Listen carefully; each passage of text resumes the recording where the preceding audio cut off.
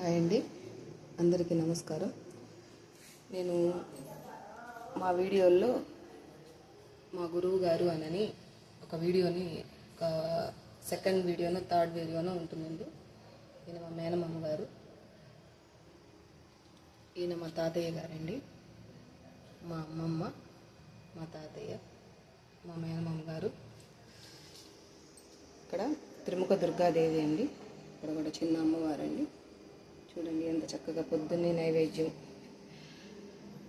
మధ్యాహ్నం కంపల్సరీ ఇక్కడ నిత్య దీపారాధన నైవేద్యాలు ఎప్పుడు ఉంటాయండి. పొద్దున్నే ఇలా దీపారాధన చేసుకుని మధ్యాహ్నం మనం భోజించే టైంలో ఆహారాలన్నీ తీసుకొని వచ్చి నైవేద్యం కంపల్సరీ.